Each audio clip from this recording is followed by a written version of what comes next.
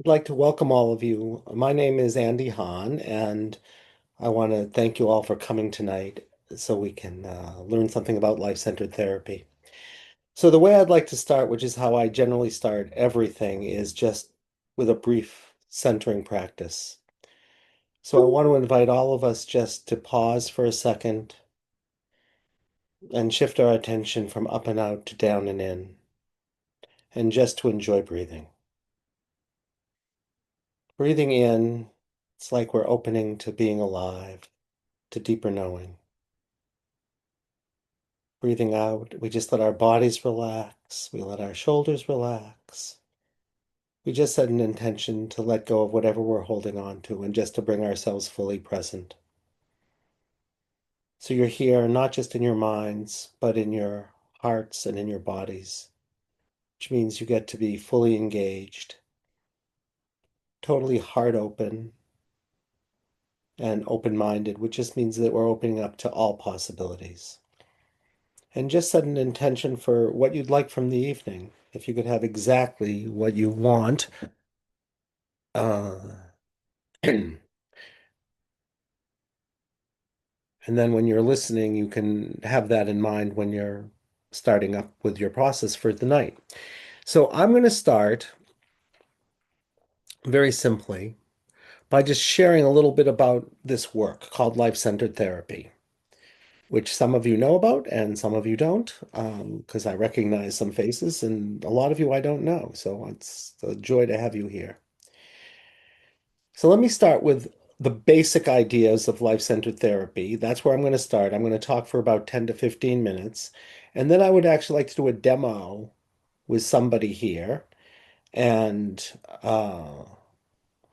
so I'm going to invite a volunteer. And if you want to work with me, just know that you're going to be videoed and it will go out to the world. So if you don't want to do that, please don't volunteer. But if you do volunteer, and something comes up and you don't want to say anything or you want to stop, we can always do that. And so just be aware of that. No one has done that, but that is your choice. So we're going to do that. And then depending on how long that takes, I might do a brief centering practice with all of you where you're actually going to get a guided meditation. And then just we're just going to open to talking together. And when we talk together, you can ask anything, you can share anything. Some of you know the work, some of you don't know it, but anything is fair game. And I will stay here with you for as long as you want to, but our meeting hopefully will be done by 8:30, that everything that we have planned to do will be done by 8:30. And I want to, having said that, I want to also recognize that Joan Beckett is here, and Joni is my partner in running the Institute, and she is also my partner in the book that we wrote together called The 1 Hour Miracle. And I can only say it's been a total joy to get to share this with her. And so, Joni, if you want to just wave and say hello to everybody. Many of you don't know Joni because she's more in the background, but we're really, it is really our work and, our institute here. So I'm just really grateful that Joni is here. So let me tell you a little bit about the work. And really what this is it's a framework for doing healing and growth. And tonight I'm mainly going to be talking about the healing part of this. And we start with one very simple idea. And the simple idea we start with is that there's only one reason people come for healing. There's only one reason people suffer. So I would say why people come for healing, why they suffer, and trauma for me are all the same thing. And that is that there's something that can't be taken in stride and handled. That's why I think people come for healing. And so therapy, any kind of healing work or therapeutic work is only one thing, which is to be able to master what couldn't be taken in stride and handled. So now we have an idea of why do people come for healing or therapy? Because there's something that couldn't be taken in stride. What is therapy? Mastering what couldn't be taken in stride. And when you master what can't be taken in stride, eventually, if you could do that, you would come to a place where you could say, I can say yes to anything. I don't have any reactivity to anything. I'm just present with it. And that's called freedom. So, what we're really inviting people into is being free so that they could just say yes to whatever comes up in their life. And the idea then is if you can say yes to whatever comes up in your life, you'll be able to live a life that's really in alignment with soul in the service of something larger than yourself, any way that's meaningful to you. And when we say we're going to do the work, what that means is when you're finished with the work, one of two things will happen. Either the thing you came in about that you were suffering about will change, or your relationship to it will change to such a degree that you won't have any reactivity, at which point you can just say, I'm experiencing this thing, but I'm not reactive to it. And in that way, on one level, it's not a big deal.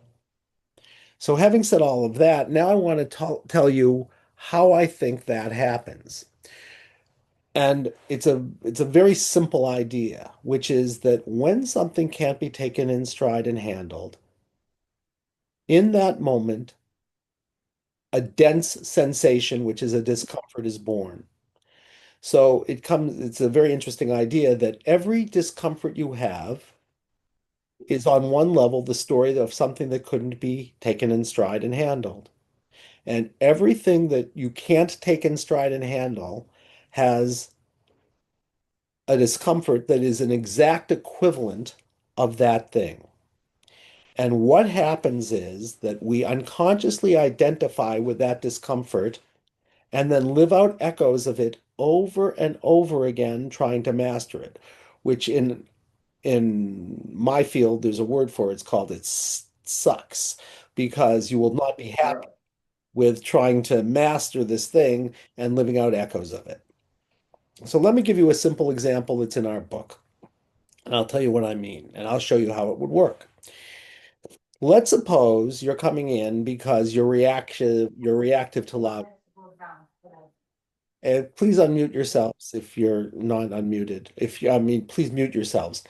So let's suppose you come in and you say, I'm reactive to loud sounds, and a motorcycle backfires and you have a panic attack in my office. Now, it's not likely you're having the panic attack in my office because a motorcycle backfired.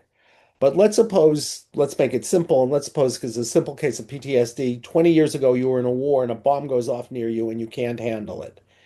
And so what happens then is you now are identified with that soldier, and when that motorcycle backfires, you're still that soldier in that war from 20 years ago. And in fact, you could almost say that because you've created a dense energy, it's almost gravitationally that you pull echoes of that situation to you over and over and over again, trying to master it. So let me tell you what we're going to do if that happens. So you're having your panic attack, and I'm going to say, okay, when you're having your panic attack, what's happening in the body? And you may say, um, my heart's pumping fast. Look like the balls are let it cook is extremely hot. Whoever it is, could you please mute? You can get 2 forks, maybe careful, it's very hot.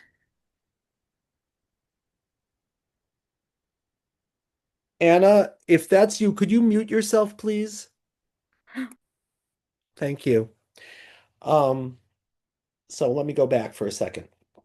So I'd say, when you're having your panic attack, what are you experiencing in the body? And you'd say, my heart's pounding fast. And I'm going to say something funny to you, which is you're not having a panic attack, whoever you are, Susie or Phil or whoever you are.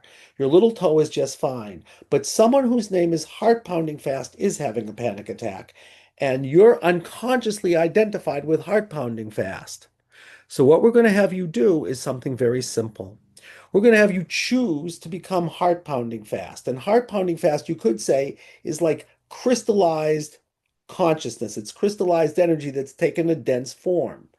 Because, in a sense, you could say who we are is energy. And when something can't be handled, energy slows down to the speed of light squared and it becomes a dense energy, in this case called heart pounding fast. So, you're going to choose to become heart pounding fast in the same way that an actor would choose to fully embody a role. And the second you do that, you're free because then I'm going to say, all right, you're going to become heart pounding fast. You're going to choose to do it. And then you're going to either live out heart pounding fast story, or you're going to, if you're kinesthetic or if you're visual, you'll see an image or a movie, or if you're auditory, it'll be like you're reading a novel. And you're going to report and you're going to say something like, oh my God, bombs are going off. And, I think I'm going to die, or whatever you say. Except this time, something will be different, which is that instead of unconsciously living out and being identified with heart pounding fast, you're now identified with the one who chooses to be it and bears witness to it. So it's like you become aware of heart pounding fast, you allow it, you bring all your attention to it, you accept it, and you hold it with loving kindness and grace, bearing witness to it, but you're no longer identified with it. And then it's going to share its story through you, and you'll share its story and you'll report its story. And then something miraculous will happen, which, if it's a normal situation, what will happen is when you get to the end of the story, the sensation will just go away, typically.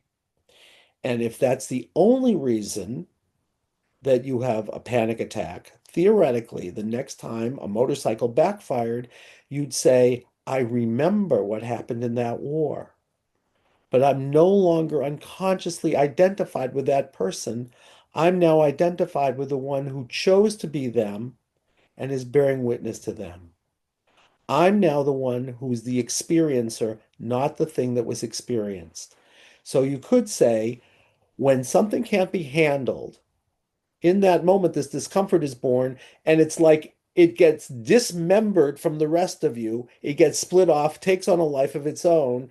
And you could say we are like a community filled with all of these beings, if we're doing healing work, all of which have a story to share. And the interesting thing, of course, is one thing, which is the very symptom you have is in fact the best clue you could have to what couldn't be handled. So in this case, the panic attack around loud sounds actually is inviting you to remember the thing that couldn't be handled, which in this case is a pretty direct path to a loud sound called a bomb going off that you couldn't handle. But you no longer would be that soldier anymore. You'd be the one who's remembering that soldier, but you're no longer identified with them. And when you remember them, they go back into their pure form and they become energy again. And the sensation just goes away. And if the sensation goes away, you'll know right away that something is different. And that is fundamentally what we do. All right. Except I'm going to say there's a few things that I want to add to that, which is we have to know three things. We have to know what the most important thing for you to work on is. We have to know whatever that being is, do they want to share a narrative or do they just want to share something that they believe? And if they want to share a narrative, where did it crystallize? Because everything after that is going to be an echo. And do they need anything other than just sharing their story? All right. So we have to find out three things. And in fact, what I do with people over and over and over again is I find out what the most important thing for them to work on. I gather information about if we need an origin story, where that happened. I find out if they need anything. So the first step is to find out what we're going to work on. The next step is to gather information. Where did this story crystallize? And whoever it is, do they need anything other than just sharing their story? The next step is you're going to choose to become that body sensation and share whatever comes to you. And if that being, whoever it is, needs something more, you're going to do the something. You're going to see if something changed, and we're going to see if there are any things that we have to make connections between that story and your symptom in your life. And then we're going to see if something balanced. And if it balanced, I'm going to say to you, one of two things is going to happen, which is either the thing will go away or your relationship to it will go away. And then the last step is we see if there are any lessons you have to learn, and we ask a lot of questions to make sure that you can live out this different way of being in your life. That's the whole situation. Now, I'll tell you what I mean when I say We have to find the most important thing. Sometimes the thing you come in with is a symptom of something deeper. And the something deeper could be some kind of theme. It could be some kind of universal pattern or theme like neglect or betrayal or anything like that, or I can't let go of something, for example. Or it could be that the thing you think is a problem really isn't a problem. It's just a way of protecting yourself and coping with a worse problem. And we can find all of that out. So let me give you a simple example. Let's suppose this person comes in and they have their panic attack, right? But I find out that's a symptom of something else, and I find it's a story about betrayal. And they're really in a story where they betrayed a trust. And I find out that the origin of this story isn't even something that happened to them. So you could say it could be something that happened to them. If you believe in other lifetimes, it could happen in another lifetime, which could be that they were reliving one of their blood ancestors. If you believe in reincarnation, they're reliving something like that. Or you could say it's like a personal mythology, but it wouldn't be something that happened to you. So let's suppose I find out that in this case, their symptom, which is their panic attacks around loud sounds, is really a symptom of a deeper cause, which in this case I find out is betrayal. So I say, well, really what's going on here is that I know, and I will have you say out loud, that you betrayed a trust, and somehow this symptom is related to that. So I would have you say, all right, I'm going to let myself fully experience I betrayed a trust, and it started someplace that wasn't even something that I did in my lifetime. And when I have you focus on I betrayed a trust, what happens might be that your throat closes up and you have a deep pain in your foot. So I'm going to say somebody is here who betrayed a trust, and we have a clue about them, which is that it has something to do with reactions to loud sounds. And we know that you're not going to be the main character in the story. So I have you focus on pain in foot and throat closing up. And then you say, this is very funny because when I focus on that, I see myself as a leader of soldiers, and I'm in World War One and I'm in Germany and I'm leading all of these soldiers, and I get distracted by something. And when I get distracted, I don't notice that they keep walking into an opening and they're ambushed. And when they're ambushed, I see all of these hand grenades and bombs going off. And I try to go and scream to them, but nothing happens. And I see them all getting wounded and killed. So I take out my pistol and I shoot myself in the foot because I want people to believe that if they find us, that I was hit by the shrapnel also, and that I was really being a good leader. All right, so that's their story. And then I find out what they have to do is they have to do a practice. They have to make amends with their soldiers. So we find a way to make amends with their soldiers. And we find souls of the soldiers, and the soldiers say, we forgave you 100 years ago because we know people make mistakes and we could have stopped ourselves anyway and not just walked into this thing. And we had to learn to take responsibility for ourselves. At which point that person might say, ah. Now, that person theoretically could come in with panic attacks. They could come in with attention deficit disorder and say, this is really funny. I get distracted and I feel guilty about it. And they might come in with OCD and they say, if I make any mistakes, the sky will fall. And they might come in and say, whenever I'm a leader, I have a leadership opportunity, I'm a great leader, but I shoot myself in the foot. And they also have chronic pain in their foot because they dropped a stone on it 7 years ago. And people are saying, their doctors are saying, you shouldn't have pain anymore. And they go to all these specialists, but no one can understand why they still have this chronic pain and they're still limping because no one thought to think that they were stuck in a story in 1917 in Germany. Now, I will tell you, theoretically, and this is when it looks like miraculous things, if the only reason for their panic attack and their OCD and their ADHD and their chronic foot pain and the fact that whenever they have a leadership opportunity, they shoot themselves in the foot. If the only reason was that story, theoretically, all of those symptoms could go away literally in an hour. Now, I want you to know that's a very unusual circumstance, but I've seen many stories like that, actually. And those are the stories that look kind of miraculous. It's one of those stories, a person said, this is a miracle. And it's because if you can find what the story is, miraculous things can happen. I will also tell you that I had somebody who came in just for a blood draw, and it took about a year. There were so many different stories without one symptom. Um, and we talk about this story in the book, that if the blood draw really was related to a really bad blocked memory and then to betrayal and to all kinds of things. And by the end of a year, doing a lot of that and certain kinds of interventions, we could finally get the person to get their blood drawn.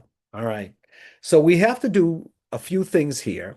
We have to find out what the most important thing for you to work on is. We have to find out if you need a story, where it crystallized, and we have to find out what you need if just telling the story isn't enough. And the way we do that is we use a process called muscle testing or kinesiology.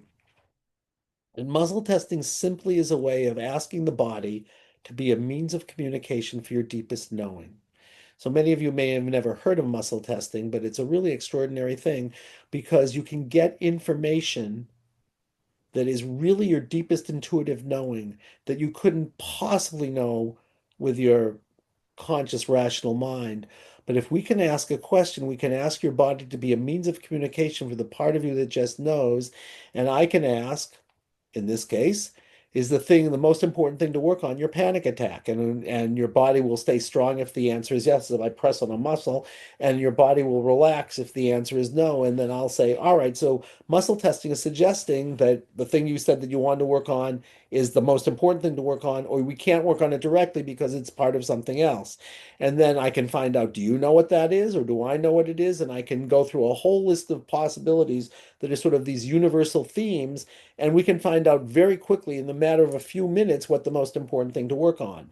So in the first case, you would work on the loud sounds and the panic attack. But in the second case, you'd find out you can't work directly on that because it's part of something deeper that includes many things. And in this case, it was about betrayal. We can find out where it crystallized if we need an origin story. So we could find out, in the first case, we could find out, well, it really originated in Afghanistan in, the early 2000s. In the second case, we could find out that it really originated in what we would call a personal mythology or a karmic story.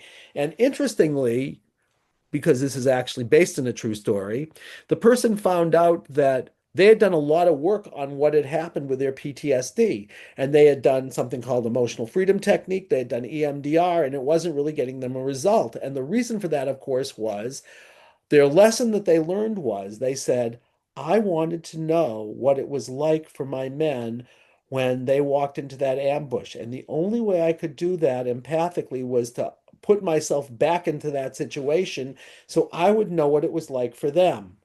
So, really, the reason that it didn't work for that person essentially was because it was their way of trying to have an empathic response as a way to learn something. And so unconsciously they put themselves into that situation, which was really quite remarkable. And when you think about these things and how life works, it's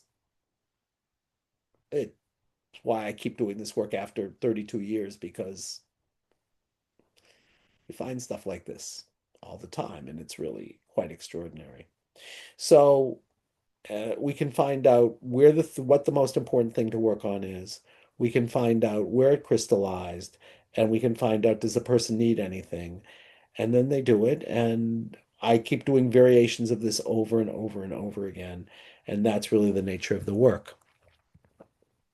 So at this point, I would like to do a demonstration with someone, and I have more than one page.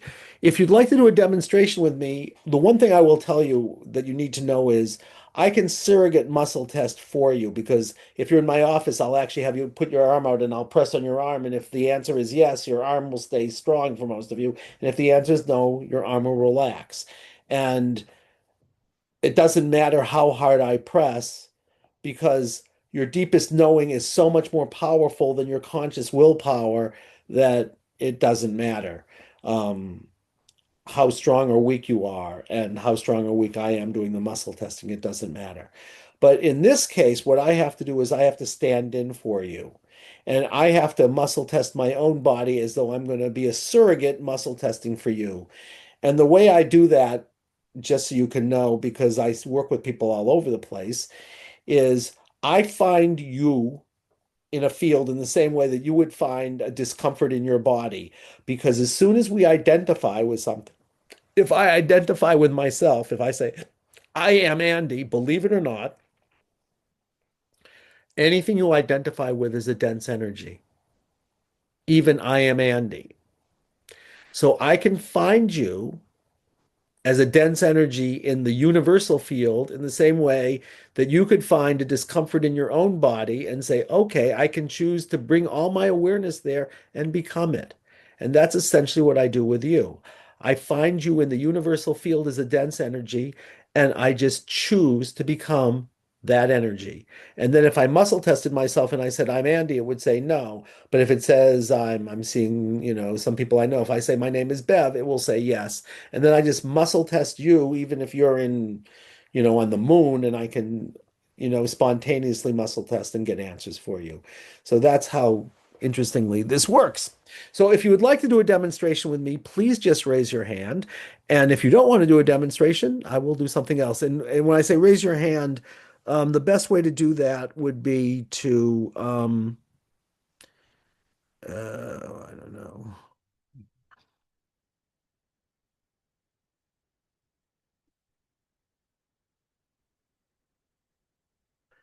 This isn't where it usually is on my thing. Well, if you could all just raise your hands, find your thing, I will find you. So I have Nancy, I have Mike, Nancy and Mike,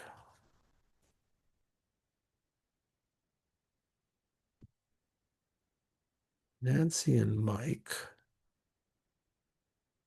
and I have Deanna.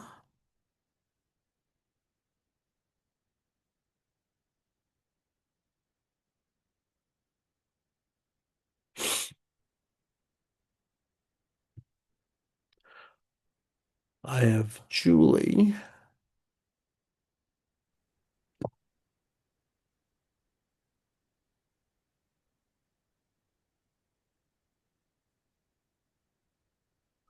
All right.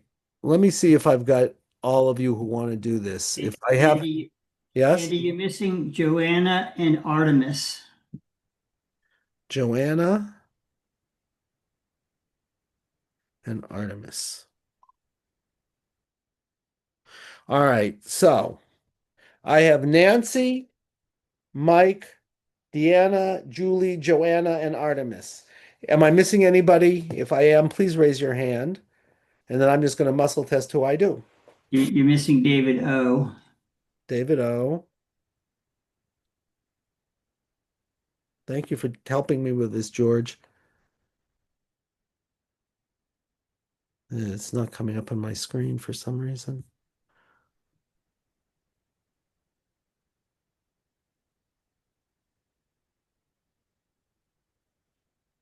Is there anybody else? I have Nancy, Mike, Deanna, Julie, Joanna, Joanne, Artemis, and David.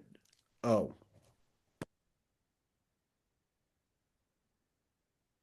good. I'm going to just muscle test the list. And I'm going to stand aside so I have no stake in the answer. All right, so it'll look like this. Show us a yes, my body just goes forward. Show us a no, my body goes back. Show us a yes. Okay, so let me see who I'm going to work with. It's someone on the top. Yes, it's someone on the bottom. All right, when I get to the right answer, I'm going to go backwards. One, two, three. So is it number one on the list of everybody? Well, that's interesting. Nancy, where are you? Nancy Nurga? Nancy, are you here? Let me see where you are. Where are you, Nancy?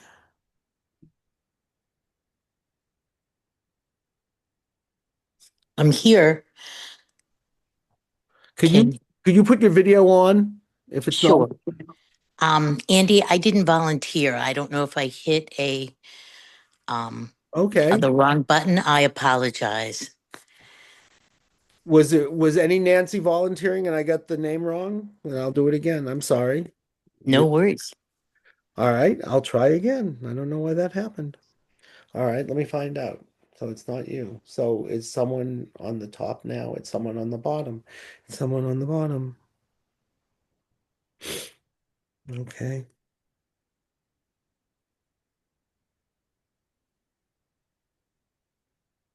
Okay. Julie. All right, we get the right answer. I go back. Julie.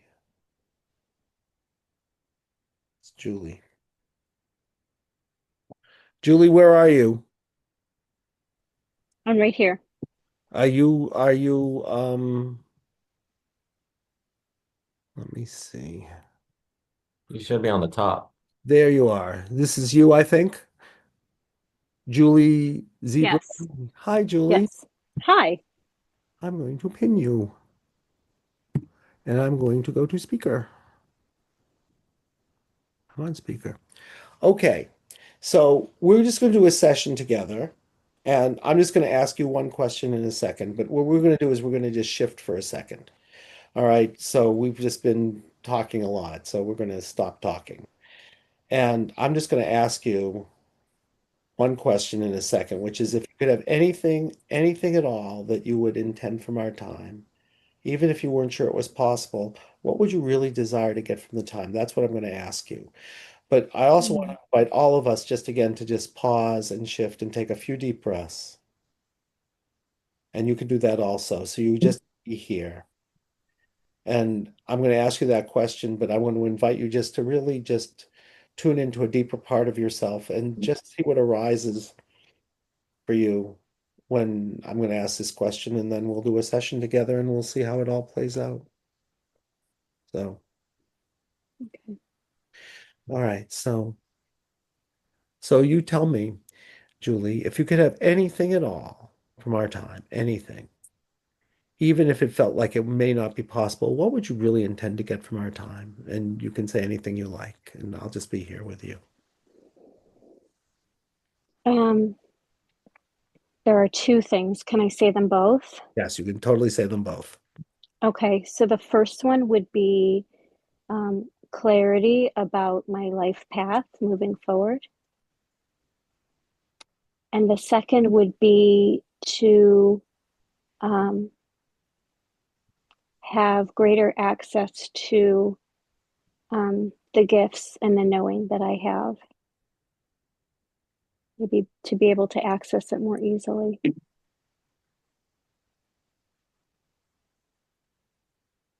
Okay.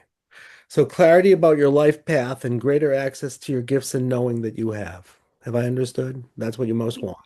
All right. Yes. So let's find out about that. And you and I are going to be a team. I'm going to start muscle testing. If there's anything you want to ask, you can also say something to me, but I'm just going to run through a protocol, okay? And we're going to find out what's most important for you to work on. And if we need to find a story, what the nature of the story is and where it began, and if you need any kind of practice, and we'll see what comes up, okay? And I'll see if it's these things or something else altogether. So clarity about your life path and greater access to gifts and knowing. Okay. So let me just start to check. So I'm going to start muscle testing and we'll just look like this. Show us a yes, and my body will just move forward. Show us a no, it goes back. Show us a yes. So I'm going to start asking questions and I'll explain them to you also. So are we fully in healing presence? And healing presence is the part of us that just is like soul that opens to becoming whole and truly, you know, open into healing. Are we simply balanced? That says yes also. That means our bodies are ready to do the work. You're hydrated enough and a lot of other things. And are we fully checked in? And that says yes also. And that means you've said everything that I need to hear so that I can work with you and we can do healing work together. There's nothing more you need to say. Great. We've made a good start already. Okay. All right, I'm going to find out if you know how to proceed, and if you do, then that will make our situation. But one of our guiding principles is we always ask you first if you can open to life, and because you're the expert. So the one we call Julie, which is you, do you know the best way to proceed? And we ask you, and it says no. So I'm going to find out. are we going to do what I would call a standard balance using life-centered therapy? And that would be what I would call healing work. And it says yes. So we now know what that says to me is simply that the reason that you don't have something is blocking you from having clarity about your life path and blocking you from having greater access to your gifts and knowing. Something is blocking it. It's not that you don't know how to do it. In this work, it's that says that something is blocking it. And that's what we have to work on tonight, whatever's blocking it. Okay. So let's find out what we're going to do. So you have a highest intention, and that's what we're going to do. And your highest intention is it any, some, or all of what you said? And it says it is. Is it one of the things? So is everything you said. So what I now know is that whatever it is that's keeping you from having clarity about your life path and keeping you from having greater access to your gifts and knowing, it's really one intention. Even though for you it sounded like two things, they're really both together. Okay. Is it worded exactly correctly? So it's worded exactly correctly. Do we have to refine it at all? No. Do we have 100% permission? Yes. And are we done with that part?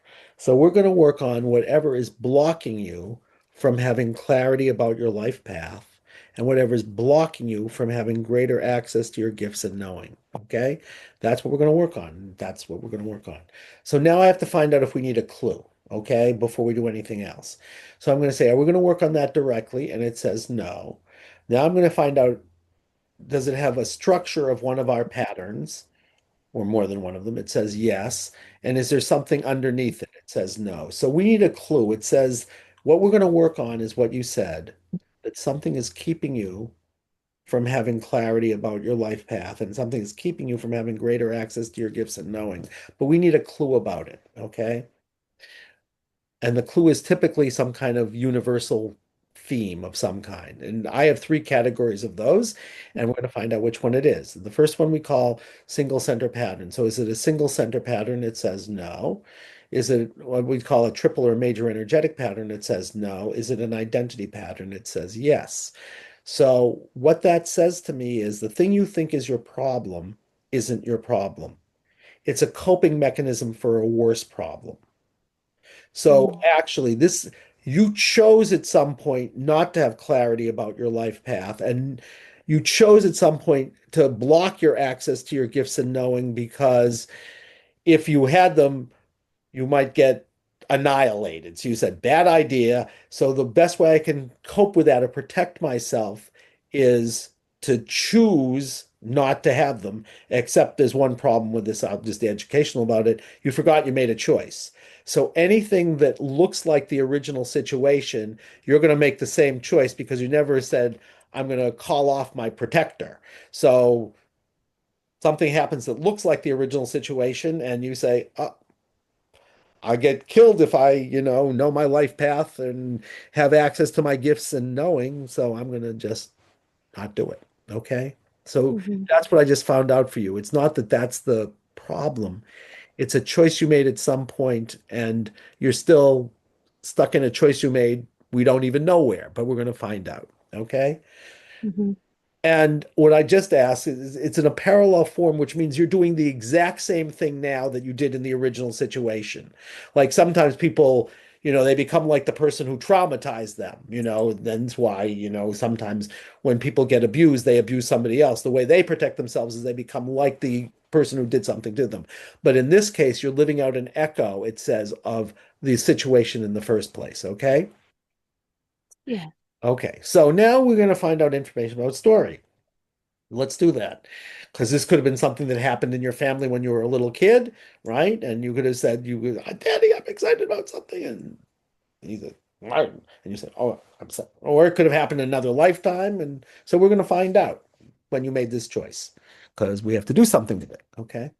So is the next thing to get information about story? All right. So we're going to get information. Are we looking for a narrative and a root cause? Are we not? So we have to find out when this first happened and take care of it there because any place later would be like an echo. It wouldn't be it. So let's find out. Did it originate? It didn't originate in your lifetime. So it could have been something that when you were a child in your family, you got a message saying, Don't be authentic. But it's saying that's not your problem. And in fact, anything that happened in your family that you might have thought, oh, of course, someone criticized me or something, that will just be an echo of something else, actually. Mm. It's so did it originate in what we call another lifetime or a past life? So let me ask you something, Julie. It says it's not something that happened to you. You're not going to be the main character. If I say other lifetimes to you, like reincarnation or something happened to one of your blood ancestors, is that something that's okay with you if I say other lifetimes? Absolutely. Yes. Yeah, it's saying you're stuck in another lifetime. So let's find out. Soul comes down in two ways. It can come through blood, right? Because blood carries soul. So something could have happened to your great grandmother, and you could be living out an echo of her story, or it could be like karmic, at which point you could be anybody, but you wouldn't be your blood ancestor, or you could be both. Let's find out which it is. It's not genealogical. Is it karmic? So what we now know is this is not something that happened to you. You're not the main character, but no one in your bloodline is either. But you could be anybody so far, including not even human, or you could be human, but you're going to be in some story clearly where when you knew what your life path was and you had access to your gifts and knowing something really bad happened and you said, forget it, I'm going to make a different choice because I will get annihilated. And they want you to focus on the choice, which is the thing you're aware of, right? All right, so let's find out. It's what we call in your karmic past. Do we need to know anything more, which would be when it took place, where it took place, who, what, when, where, why, how, or if you know the story from some other thing. And it says we don't need any other clues. So all we know right now is somebody who isn't you at one point had clarity about their life path and at some point had access to their gifts and had access to some very deep knowing, and something probably awful happened to them, and they said, I'm never going to do that again. And your soul never has made a different choice. So whenever anything looks remotely like that situation, and if your whole life looks like it, you could spend your whole life doing this. If, let's say, it was, your whole life was something where you were living your path, and something awful happened to you, you could say, if I get close to anything that looks like my authentic path or my authentic gifts or knowings, I'm going to say, forget it, and I'm going to block it. Okay. So we know it's karmic, and that's all we need to know. So we're going to get there through a sensation. Do we do anything to amplify that sensation? I deepen it, amplify it, set up, or transpersonal? The only thing that'd be relevant here is transpersonal, and it's not. So this is a story for you. It's not like you're holding a story for a collective or you're empathing someone else's story. So you could have been like, it's a personal to you, even if you're part of a whole group of people who got killed for, what they knew. We want to focus on you in this story, not you representing a group. That's all I found out so far. There's a standard practice you do for this when you made a choice and you forgot you made a choice. Let's see if we do that we need to find that or any other practices now. And it says no. All right, let's see if it's fully available to you. I call that being in state. So are you fully in state? And that means it's fully available to you. So here's what I'd like you to do. If it helps, you can close your eyes. And you have a little clue that you're not going to be the main character in the story. Okay? So what I want you to do is I want you to just notice what happens in the body. And all of you can do this also because actually, I think part of the reason, oh, this is actually very interesting, but part of the reason that you got picked, Julie, is there's a lot of us in this circle, apparently. There's something in this circle Mm. where a lot of us are not fully able to know their life path or have access to their gifts and knowings. So if Mm. you all want to do this, you can focus on any place that you're blocked, but particularly this whole thing about something is keeping me from knowing and having clarity about my life path and having access to my gifts and knowing. So if you want to, you can do that also. So all I want you to do, someone else is here. And the way you're going to find them, Julie, is all I want you to do is to find the part of you, what happens in your body when you say, I am, something is going to keep me. I'm going to choose not to find clarity about my life path. Something is going to block me from having greater access to my gifts and knowings because That's going to keep me in some way safe, even if it's going to profoundly limit me. Now, as you're allowing that, which it says you are right now, all I want you to do is scan your body, and there should be some kind of sensation, pain, queasiness, lightheadedness, numbness, something. So just scan your body as you're allowing whatever's blocking you from having clarity and blocking you from having access. Just scan your body and tell us what you notice. I noticed something in my lower belly, my abdomen, like a heaviness. Right. Right. Is that the predominant sensation, or is there anything else? You have the sensation in your lower belly and abdomen. Is there anything else? Or is that the Well, predominant thing? that's what I'm feeling most, but when I first closed my eyes, my teeth were chattering a little bit and my throat is dry. Hmm. Yeah, that's also relevant. Hmm. Chattering. Oh God, yeah. And throat dry. So you want to bring your attention to whatever's going on, this heaviness, this discomfort in lower belly and abdomen, and this, because it actually is part of the story, believe it or not, the Hmm. teeth chattering and dry throat. So you want to become discomfort in lower belly, chattering teeth, dry throat. Yeah. And we're going to say, whoever you are, whose name is discomfort in lower belly, abdomen, chattering teeth, dry throat, you teach us, what have you come to share about the sense of, I better not access clarity about my life path? I'm going to keep myself, I'm going to block, I'm going to protect myself from having access, greater access to my gifts and knowings. What have you come to share about this?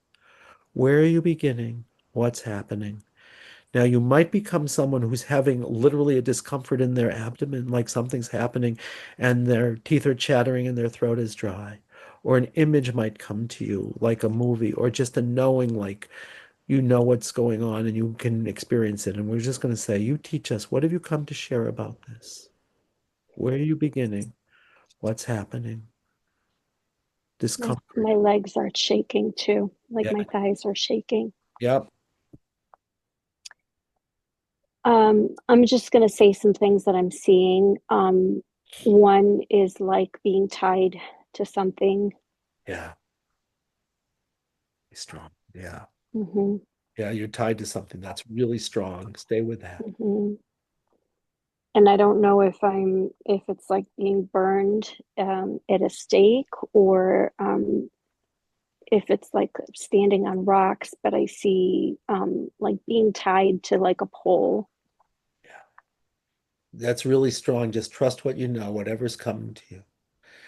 You don't even know what it is, but you know you're tied to a pole. That's right. And Hmm.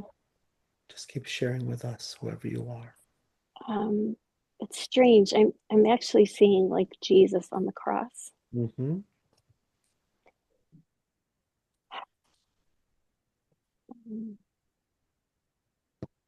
Mm, Hmm. Yeah. lots of people. Yeah. A lot of people. That's right.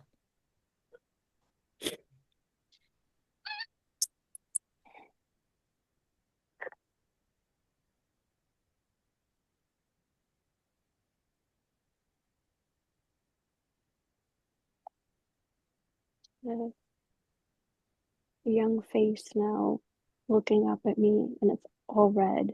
Everything's red. Yes.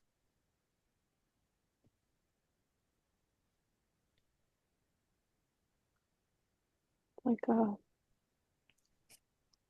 a perfect looking face, almost like a sculpture. Yeah. And this is a perfect looking face looking up at you, all red. That's right. It's muscle testing really strong. And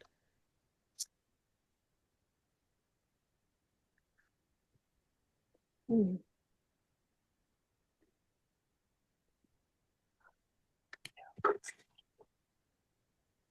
Because I don't see arms on it. that's right. That's right. No arms.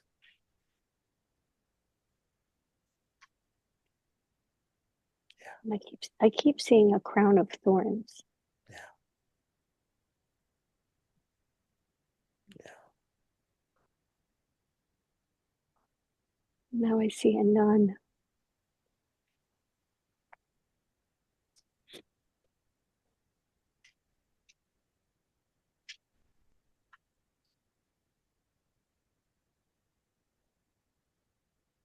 Is nun on the right track? Mm-hmm. It is.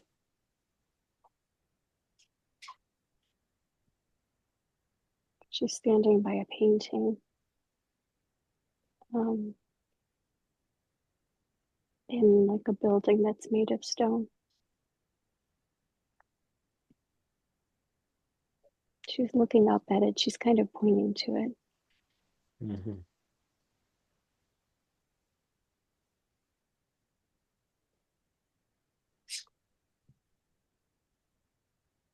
I think it might be the painting that's all red of the face and the crown thorns.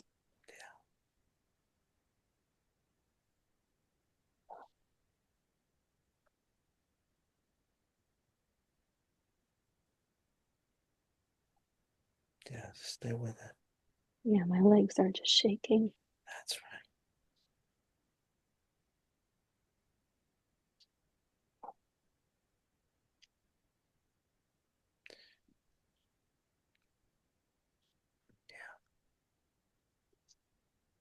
That's right. And your legs are really shaking. That's right. Mm-hmm. I'm having a hard time concentrate, like being able to see anything else. That's right. That's whoever you are. Your legs are shaking and you're having a hard time seeing anything else. That's right. Mm-hmm.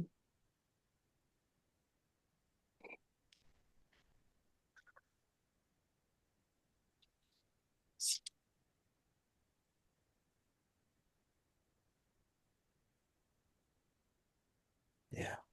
Your legs are shaking and you're having a hard time seeing anything else. And you know you're doing great. Just keep being the one whose legs are shaking and is having a hard time seeing. 不能什么都人脉，Please, whoever that 这样 is, 会把 please 欲 mute. 望养太大。有 Peiling 什么 Sai, 都 please, 吃的都在下面， please, 不会在上面。 please mute yourself, Peiling. 蛋糕吗？是吧？面包。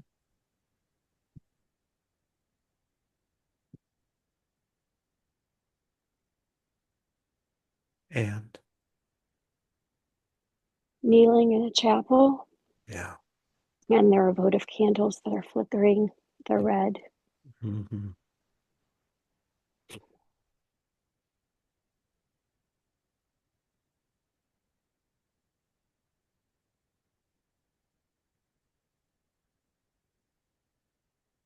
Yeah. Like it's hard to support myself kneeling up. Something's making me want to just collapse, like I can't support myself. That's right.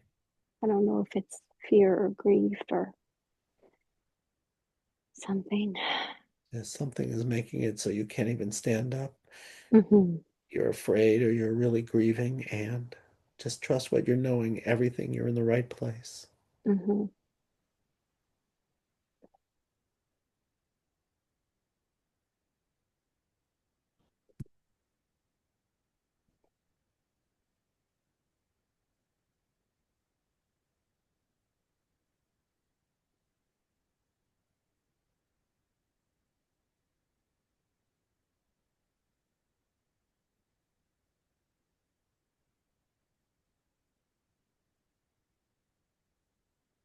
I'm scared about something.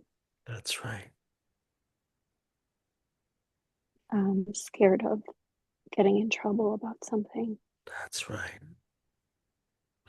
That's right. You're scared. You're scared of getting in trouble about something. That's right.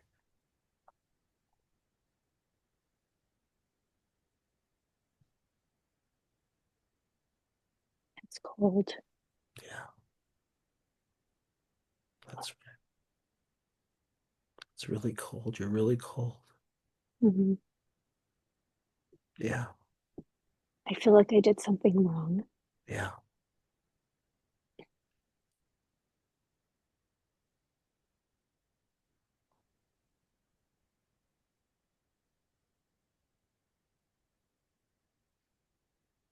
Yeah.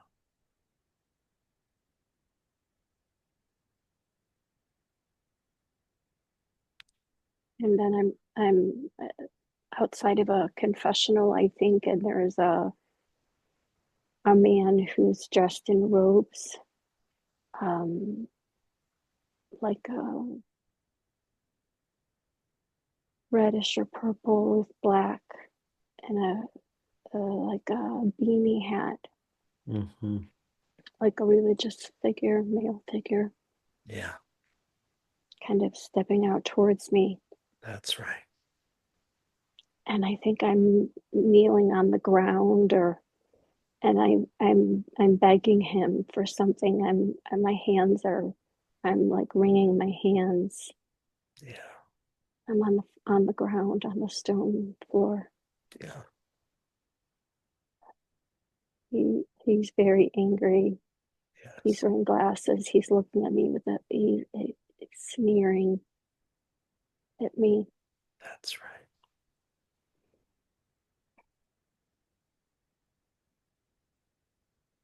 That's right.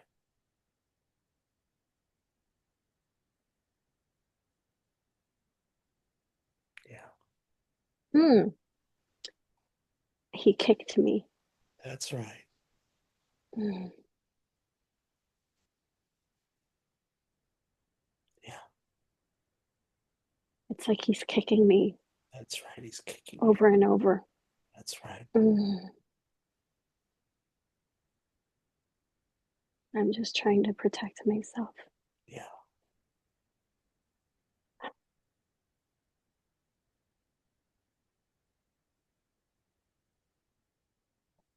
My mouth is bleeding. That's right.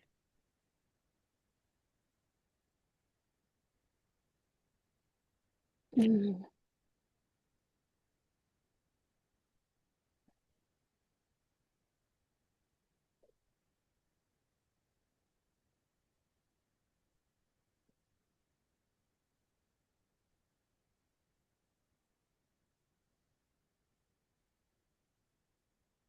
And then people come and they are pulling me by my shoulders, my under my arms, and they're sort of dragging me away. That's right. And then I feel like I'm locked up somewhere That's right.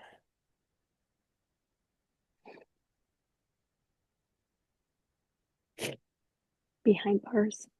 Yeah.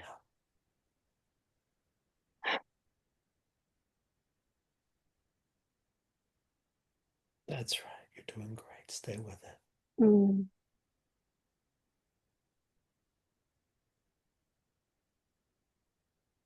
I'm just kind of languishing. Yeah. Mm. I don't see that I'm not wearing a veil. I have dark hair and it's just disheveled and my mouth is still bleeding and I'm just in this prison or dungeon or something. That's right.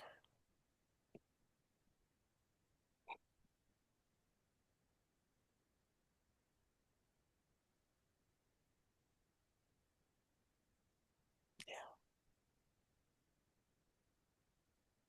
Now they're holding me by my arms and I'm looking into a pool of water. Yeah. It's very dark water. I don't, it's like it's inside. Yeah.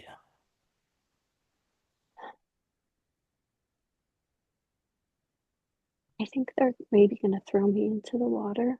That's right. And you're thinking they're going to throw you into the water. That's right. Mm-hmm.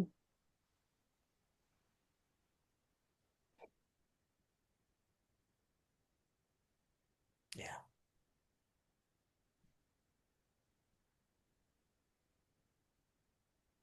Yeah. I feel myself falling. That's right. And you're falling. That's right.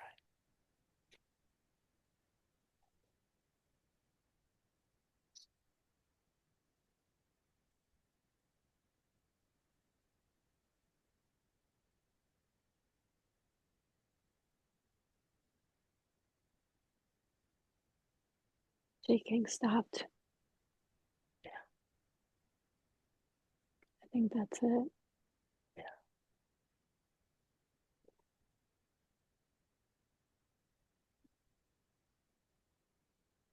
Yeah.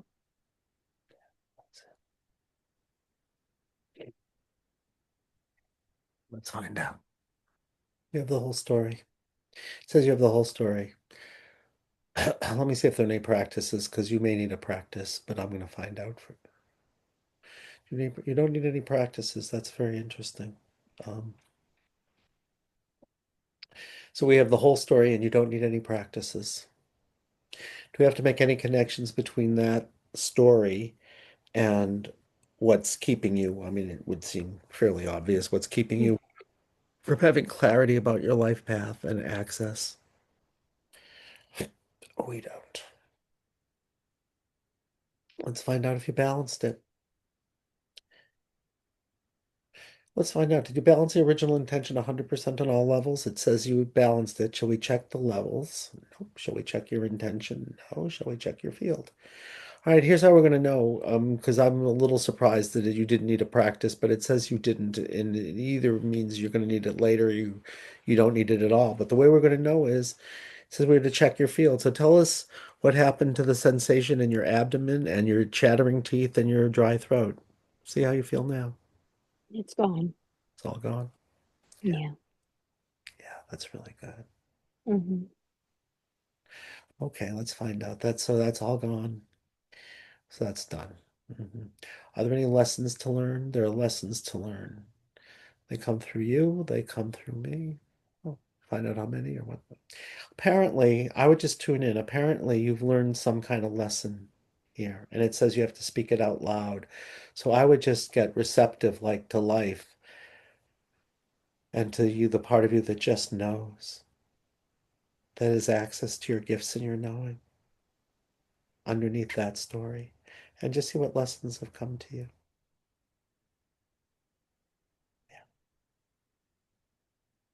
I think from the story, the lesson that I'm relating to what my original request was is about um, fear of following a path that might go against what against religious authority. Being able to tune into something that's not allowed, not in alignment, I guess, with tradition, maybe, Mm-hmm. and knowing that even if it's unjust, there could be, um, negative consequences for that. But also that this was in another time, Mm-hmm. and um, that I don't have to fear that now. Mm-hmm.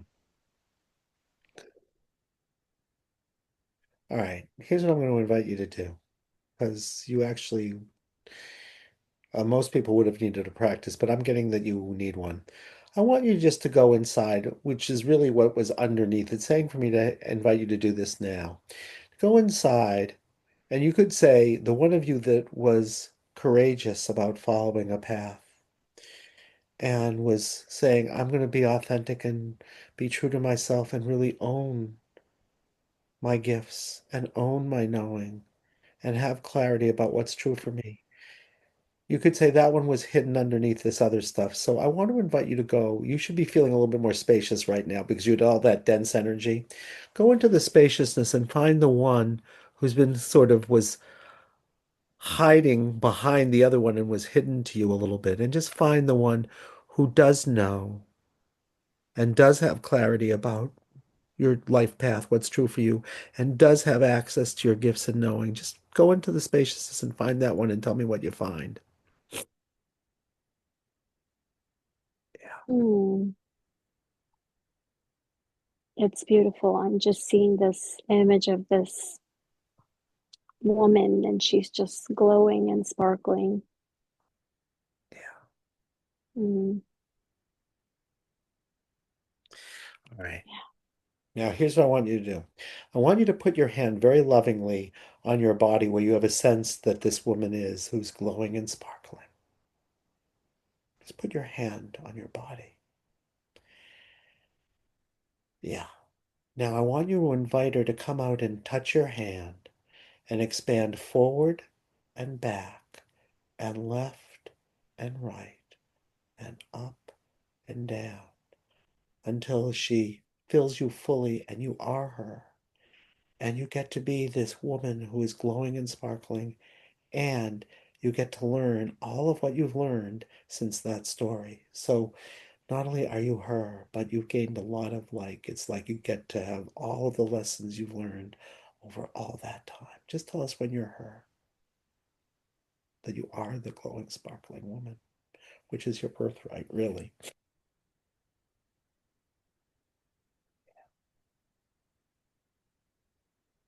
Yeah,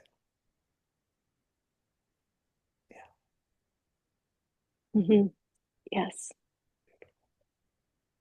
All right, the lessons are complete. Do we have to ask any? I ask a lot of questions to make sure that you can really live this in your life. Do I have to? I don't have to ask any of them. Is this fully? Oh, you have to affirm this in your words, in our words. So here's your situation.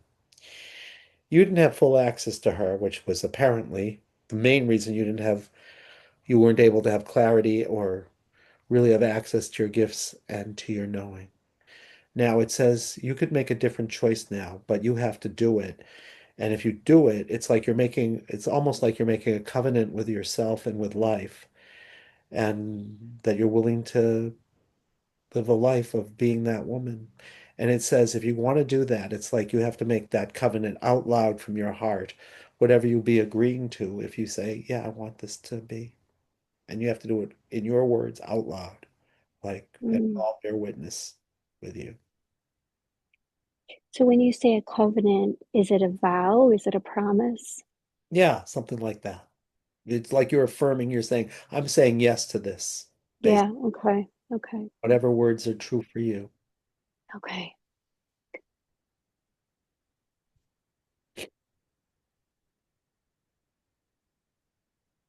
Mm. It feels right to say vow. Yeah. I vow from this moment forward, fully embodied as myself, my powerful, knowing, gifted, and magical self, that I will follow the life path that is before me with confidence, with strength, with open heartedness and trust, and without fear. Aho. It's fully affirmed. Or just more than you. Well, I think you gave us all a gift, but I think you certainly gave us something, and you think feels like you gave yourself something. So let's find out. It's fully affirmed. You are here for help and health. Anything more for this one, for the one in the story, for our circle, and for all life before we leave this work? It says no. So is the work on this complete? It says yes. And that's done. And is our work complete for now? And we're done for now. That was very beautiful. So, Thank you very much. It was amazing. Thank you. well, you I had the easier part, and thank you. And I think you gave yourself a gift, but I think you gave all of us a gift, really. Thank you. So anyway, take a moment, and if there's anything, you don't have to say anything, but if there's anything you want to say about how you are or what that was like or how you're feeling now compared to about 40 minutes ago, or anything that particularly touched you that you want to remember, the floor is yours. And if you just want to sit, that's fine also. You tell us. I will share that my crown is very open right now and it's just tingly. Like I really just feel very, very much the energy flowing through me. So something really spiritual happened for me in doing that. Um, I'm trying to think if there's anything that anybody would want me to share about the experience itself. Do you want me to say anything about that? It's yours to say. You get to do whatever you want. And if they want to ask you something, I'll ask you if it's okay if they want to hear something from you. But this is really your time. So you get to do, Mhm. if you have a sense that something is more to be said, go for it. You get to be authentically you, and you'll take care of us all by yourself. I think I'll share a few things that I think people might have questions about. Um, just to say that going through the experience of that, um, there are times when I would have to bring myself back to getting out of my head and trying to analyze something that was happening in the moment and just really staying with the story. Hmm. And I will say I was surprised at how much my legs were shaking. It was actually really making it difficult for me to see a little bit because it was so distracting to me, which I was just kind of fascinating, I Hmm. guess, that that can happen to your body. Yeah. And it's so, wow, kind of mind blowing. So I think that's all. Yeah. Well, I'll tell you something. I know it feels like it was you that was going into your head and was having trouble staying with the story. I want you to know that was the person in the story. I just, Oh, you. I know it's a mm, funny thing to think, but I don't know if that makes yeah. sense. A little bit. It's kind of a mind bend. Yeah. Because everything is part of the process and everything is literal. And I can tell you, because I've just muscle tested it, it feels like it was you. I asked, was it you at all? It said no, it was really her. Wow. Okay, Okay. Yeah. great, Yeah. Thanks for saying that. All right. That's all I have. great. Thanks. If people want to ask you something or share anything with you, is that okay with you? Yeah, absolutely. Then I would tell you, if you were my ongoing client, the only thing I would say to you is you have a baseline for how much you have been stuck around clarity and access. Just assume nothing has changed. And at the end of every day, for like, a half a minute, just say, has something different around my capacity to know, be clear about my life path, and to really have more access to my gifts and my knowing. And just, you'll be the expert. Mm, Okay. yeah. Thank you. Thank you. All right, I'm going to open it up to all of you. So, um, please, if you want to share anything, I'm going to hopefully be able to see you raised hands because I can't, but I'll do my best. But if you want to just put, just uh, put up, raise your hand with the icon, and I'll see if I can see it this time. If you want to share anything or ask anything or share what your experience was or anything at all, please do. And I'm going to see if anybody has their hands raised, which I can't tell. Since I can't. All right, Suzanne, go ahead. Anything. Unmute yourself and you ask, share whatever you like. I just want to say thank you for that beautiful process and the vulnerability. And I was so moved by how profound a terror a situation like that would occur. And I was just thinking, my God, no wonder we can't find our life path if something like that happens to us and how that got correlated. And also, I just want to note, and Dr. Hahn, that giving permission for it to emerge, it's just amazing how readily available the contact with something like that is. I was really marveling at that too. Yeah, well, it always makes me marvel also, and I've now been doing it for 32 years, and every time it still is marvelous. It's really it, and you're right, it's amazing what we have access to if we just let it emerge and we let it share through us and it gives the client a gift and then they give all of us a gift. So I think yes. Thank you. Anybody else have anything they want to share or ask or anything about their own experience or anything you want to ask about the whole framework? Because I would have tons of questions if it were me, or questioning things, but floor is yours still. if there's anything. I think somebody put a question in the chat. Oh, they did? Well, let's find out. It, yeah, Kathy. How do you think this will shift your life? Well, that question is not for me. That question is for Julie, I assume. um, Julie, you want to answer how you think this might shift your life? Because Kathy's asking. Sure. Well, I guess the reason I asked the question is because I feel like I do a lot to get clarity, and I know I do have a knowing that I have more available inside of me that I should be able to access, but have felt like I couldn't despite everything I was doing.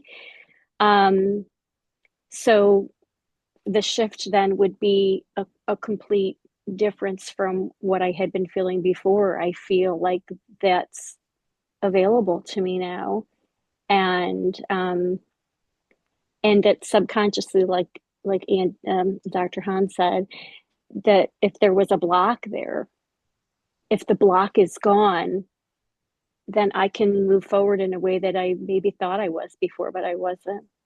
So if that's clear. I think it was pretty clear. Okay. Um, And somebody else said, who is the it that Andy references? who's Laura? Are you around, Laura Eisenberg? I guess not. Um, the universe, I would say, I don't even know what I'm saying because I sort of go into my own state. So I say, who is the it that Andy references? Like, it's really your deepest knowing, which I would say is all of life, because, the way I think about it is it's sort of like the biological metaphor for me is like, cells and bodies. And, on the surface, we all look different and we all look separate. But, in the template, we have something called DNA. And the DNA is everything. It has access to everything, and it spontaneously changes as you are in relationship to all of life. So I'd say what we're accessing is whatever the template is that we could call soul, that has access to everything that has ever happened, is happening, and potentially can happen. And that's what I would say the it is, which I would say, yes, it's the universe as it's an evolving living being, because I think that's what it's like. We are cells in a body of a living being called life, I think. And it's that mystical idea that says, when we really touch into a template, we have access to it all. That's what I would simply say about it. Thank you for the question and the statement. Um, Anybody else have anything they want to share or ask, or anything, any questions, or anything you're questioning, or anything that you experienced? The floor is still yours if you like. And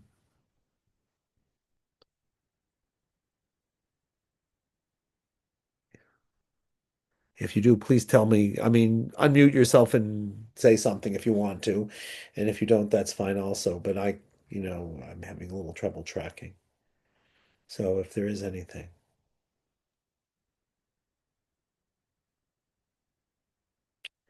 Lisa, whatever you want to share, Lisa, or say, or questions, go for it.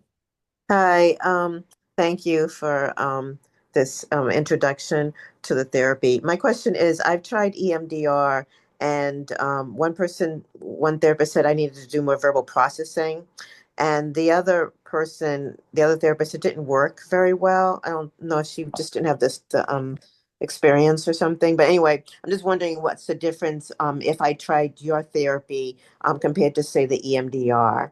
I will explain that to you. EMDR is one practice we use in our therapy. When I say, there are various interventions and practices that we ask if you need, and we ask your deepest wisdom what you need. EMDR is one of the three standard therapies right now for relieving trauma. And what it does is it crosses a midline. So if your trauma has created a sense, it's like there's a bridge literally between the left and right sides of your body, and you can understand that in a lot of ways. And one thing that trauma does is it creates a problem. It creates a disconnect between the left and right sides. And EMDR reconnects the left and right sides, and there are a lot of ways of understanding what that means. Simply what it means is it reconnects the part of you that's logical and is sort of stuck in details with the part of you that is, you could say, more creative and is a bigger picture.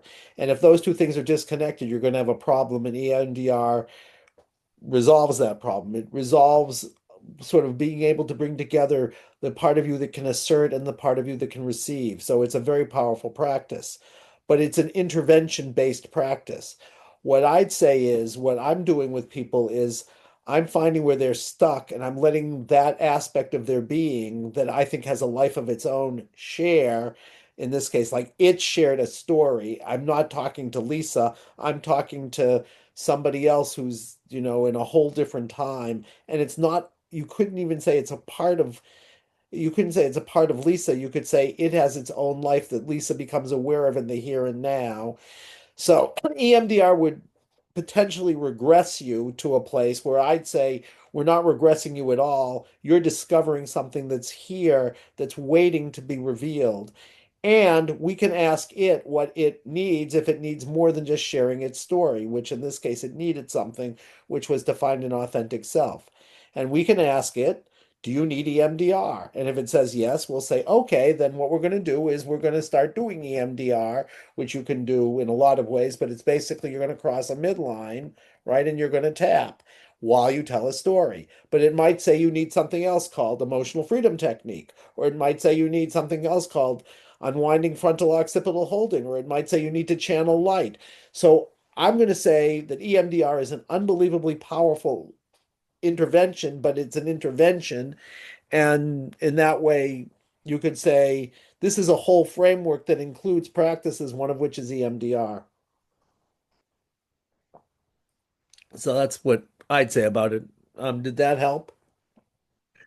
Yeah, that's helpful. I'm just wondering, how would I know if I saw you, you would help determine what would be best for me? Because how would I know which approach would be best for dealing with complex trauma? Simple.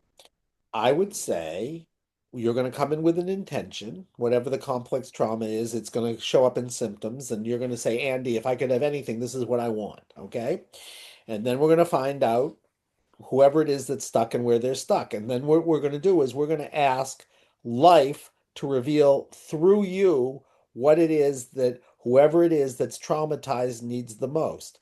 But it may not be who you think is traumatized. I mean, and we could find out, does the CP, what's called complex trauma, well, they're saying, that's something that's ongoing. So I'd say, well, do we want to deal with the ongoingness and what that part of you believes, or do we want to find the crystallizing moment? And I can ask that. And I can ask, what practice, if you need any, other than sharing a story, is best for you? And it's going to come through you as life reveals itself through you when we do the muscle testing. So I'm going to say life is the expert. The answer is going to come through you. And I can say, I don't know what's best for you, but life does. So I can say, is EMDR best for you? Is EFT best for you? Is channeling light best for you? And I won't assume that I know the answer. I'll assume that life knows the answer as it's getting revealed through you. And that's a very different way than I as the expert are going to say, I know what's best for you. I will not say that. I'm going to say life will know what's best for you and we'll discover it together through you. And that's it. And it will tell us. We can muscle test it and it will tell you what practice you need and it will tell you what's the most important thing to work on. And you don't have to know anything. And I can find out, is it something you know, or is it something I know, or is it, something we discover together? It's like it's just, opening up to all these possibilities and seeing what gets revealed. And, I know hundreds of practices of which EMDR is a very powerful one, but it's only one. And, if that's the only practice I knew, that's what I would do. But why not find out if you can have a lot of keys, find out the best one for you in that context of that situation. So Oh, it's a different idea. And it's not a problem to find because we just ask. We ask your soul, so to speak. oh, thank you. Thank you. Anybody else?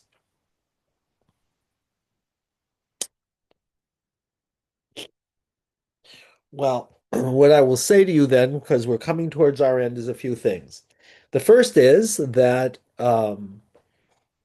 there are, um, if you want to do therapy with us, there's a variety of ways of doing it. You can go to our website, lifecenteredtherapy.com, and you can click on consultation, and you can make an appointment with any of the people who are studying with us. There are people on there that are certified, like Kathy. I don't know if anybody else here, Joni is certified, but I don't know anybody else that are certified practitioners. David, David, my goodness, David. Well, I don't know if you still do this, David. It's wonderful to see you, even though I'm not seeing you. David trained with us like 25 years ago or something. So I don't even know if David's still doing this, but you'll find people on our website that are certified, and you could go with one of them, and certainly you can always find a consultation with us. If you want to know more about us, we have a book called The 1 Hour Miracle, which you can get on our website. And if you want to learn how to do this in a very simple way, I decided I was going to do a 1 day training, and at the end of the 1 day training, I'm going to teach you the whole framework. I'm going to teach you how I do it. I'm going to give you a practical and muscle testing. I'm going to give you the protocol. I'm going to give you 7 practices, and I'm going to let you practice with somebody else and with a lot of mentoring. And if you're interested in that, we're going to do it. We're going to do it live in Waltham, so that's a long way for some of you to go, but it'll be a 1 day thing on January 28th. If you're interested in learning about this, uh, you can learn about it, and I will be doing these in an ongoing way. Kathy just put up a thing in the chat so you can see her, but you can find her on the website also, obviously, and all of our people. Kathy's here, which is great, and but you can find all. You can find her, you can find all of our interns, because there are a lot of people who are studying with us, and if you want to learn how to do it for yourself, we train you how to do it for yourself in a simple way in 1 day. If you want to learn it in all of its details, it takes a lot more than 1 day because I teach you about all these patterns. But you can do that basically over the course of a year. We do it in 3 weekends and a lot of time that we practice with each other, and we create a healing and learning community together. And so lifecenteredtherapy.com will have all that information. And if you want to have a consultation, like I said, you can just go there and click on consultation, and you can make a time with anybody you want who's there, and you'll be you'll make a time where you can talk with somebody for a half an hour, and you can find everybody who is certified to do this. So that's what I can tell you. And I will be doing this ongoingly because I had too good a time. And the whole thing always touches my heart. So I just want to thank all of you. And also, we obviously have this recorded, so you can go to our website and you can see it. You can tell anybody who you think might be interested, please tell them. They can go to the website also, and this video will be there, and you can bear witness to it and watch it. And there are a lot of other videos there too, because I've done a lot of talks, and I've done a lot of these spontaneous sessions. You are welcome. It was my pleasure to share this. I mean, um, yeah, someone said, do we accept insurance? We do accept insurance. And I would say I'm happy to share it, my gift, but I would say it's really life's gift, and I'm lucky enough to like have some access to it. So, but it's something I keep discovering. We can all discover it together because it's an ongoing, evolving process, even though the simplicity of it, like I said, you can share with people literally in 2 minutes, right? Something you can't handle, you've come to master it, find a sensation, let it share, and ask it what it needs. That's what I do over and over and over again, just jazz riffs. So, just so you can know. Um, Hi, Andy. Hi, it's Dave Irvine. It's good to see you again and watch you work oh, it's good to, and do your magic. well, Thank you. thank you for saying that. That was really, it's nice to see you. It's been so long. Thanks. It has been. So, well, Good work. we can talk more at some point. So, Yeah. unless anyone else, this is your last chance if there's anything you want to ask about anything, because you don't often have access to me, and I can, if I were you, I'd have lots of questions and a lot of things I'd be questioning, and or just what it was like. So if there's I have a anything, question. yeah, who is this? This is Kathy. You Where, use go ahead. you use the phrase identity patterns. Could you explain that a little bit more? Identity patterns? Yeah. There are three kinds of patterns in life-centered therapy. One is called single-center pattern. They're traumas that affect the head, the heart, or the belly. Well, what's the head center? The head center is about belief. So if your head center is, I shouldn't tell you all of this. You just asked about identity patterns. Identity patterns are when the problem you come in with is not the problem, but a choice you made at some point to protect yourself from something worse, right? So it said today, in this situation, the real trauma was what happened to that person, right? What happened to Julie in that story. The way she protected was to say, I better not have access to clarity about my life path and to have access to my gifts, because look what will happen if I do. I'll get annihilated. So she, in that story, made a choice to say, and I could even tell you when it was going to happen. It was going to happen at the end, but if I could have asked what her final thoughts and feelings and choices were, and you would have found out that she said, I'm never going to do this again, except it was implicit because it said the reason she said she had that experience and she said, I'm going to choose in that moment to not ever have access. And then whenever any authority looks at her funny, she's going to like say, I don't know what's true for me, and I don't have access to my gifts, right? And if that happens to her over and over and over again, it can generalize to every aspect of her life. So there are two things that people remember. They remember the thing that was the thing they couldn't handle, and then they remember the choice they made that they forgot was a choice to make sure that they were going to protect themselves no matter how much it limits them. And major depressions, there was a story that something so bad happened to someone who said, you know, I'm not going to let myself feel. I'm going to numb myself and deaden myself. And then later in life, he comes in with a major depression. I found out his major depression isn't the problem. It was protection from a worse problem, which was how much he was hurt by somebody treating him a certain way. But a major depression could also be the reliving of a story. So if you're in a story where, you're weighed down, helpless, you're hopeless, and you can't move, and that's the way you describe your depression. Well, your depression really was you're about to get your head chopped off with a guillotine. And part of what came out of that was a sense of depression, but it wasn't a protection, it was the story. So I make a distinction of what you remember, right? Between do you remember the trauma or do you remember the way that you try to cope with it by making sure it never happens again, no matter how much it limits you? And we can even find out some of the identity patterns are about life experiences, right? So, I get majorly depressed because I have to numb myself. Okay, I'm protecting myself from something that was just too annihilating, too painful. So I'm going to go and deaden my heart. But if there are soul level ways that we do that too. So we protect ourselves by having an identity because we don't want to experience non-existence. And so then we say, I'm an identity. And that identity, even to say I'm Andy, is a protection from non-existence, right? Or if you know the Enneagram, you'll find out that the Enneagram, if you don't know the Enneagram, it's a wonderful system. You should learn it. But like we all have a fear of non-existence. It's called an existential anxiety. So we create a personality that has a fear in it. Like, so I'm a romantic, so I have a fear, right, that there's something wrong with me. But you'll notice that there's something wrong with me. At least there's an I, right, that's protecting me from there's no I at all.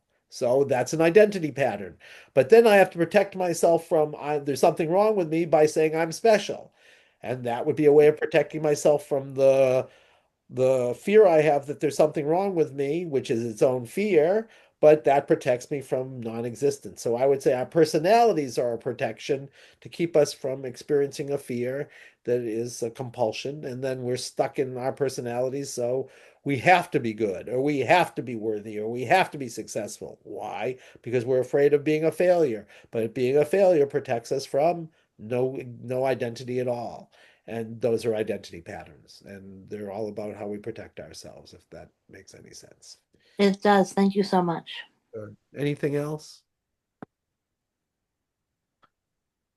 Well, this has been a total pleasure, and I will be no doubt. I'm going to try to do these like once a month because it's just too much fun. How often do clients go as deep as Julie did, and how long does it usually take? Uh, they almost always go as deep as Julie did, although Julie is very kinesthetic, so it's a little bit more dramatic in her case because her legs are literally shaking and she's living a story. She's very kinesthetic. So, some people see it, but they don't feel it quite. We always start with a sensation. Everybody can find a sensation, everybody can drop into it, and everybody has experiences. This is not an unusual experience, except that she's a little bit more kinesthetic than a lot of people who are visual or auditory. So there's some people, they just, oh, I know what's happening to me, but they're not experiencing it quite as much in the body as she was. But everybody can do it. And all you need to know is to get in that no matter what they say, if I say, what are you feeling in the body? And they say, I'm not feeling anything. I say to them, where in your body are you feeling? I'm not feeling anything. And you can get the answer to that. How can you get an appointment with me? It is not easy to get an appointment with me because I am very booked. It's easy to get an appointment with one of our certified people or our interns who all train with me, so it won't look all that different. But um, right now, it's hard to get an appointment. That's what I can say. And if you wanted it with me and you wanted to wait long enough, you could get one. But we may be talking a few months, if at all. Right now, I'm really booked. But like I said, I'll tell you a story. I'll tell you a quick story. In one of our trainings, we had a 17-year-old girl in high school who was matched up with someone who was a very senior healer the second day of the first weekend of the training, right?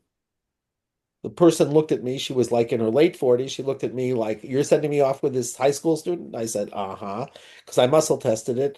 2 hours later, she came back and said, this is the deepest healing I ever had. It never occurred to her that body sensations were living beings, and it never occurred to her that she could be stuck in a karmic story with all the work she had done, because that wasn't something in her repertoire. She said, this is the deepest healing I ever had. I will tell you what the high school student said. She said, I can read a protocol. So I want you to know I, there's two things to say here. One is I'm still learning things. I've been doing this for 25 hours for 32 years. So I want you to know that there is something to the fact that, I know a lot that I bring to the situation. And I know more today than I knew yesterday. And that's really true. And it makes a difference. On the other hand, the framework is a very high vibration. This thing called life-centered therapy, I think, is a living being that has a very high vibration. And if you sat down with anybody who was just there with you, who had an open heart and an open mind and said, I can follow along with something, you can get an extraordinary deep result right away with someone who's just starting the training, because very few people think about body sensations the way we do, because I think body sensations are living being. Most people who are somatic therapists, they say, if your tears could talk, what would they say? I would say, why not just ask them?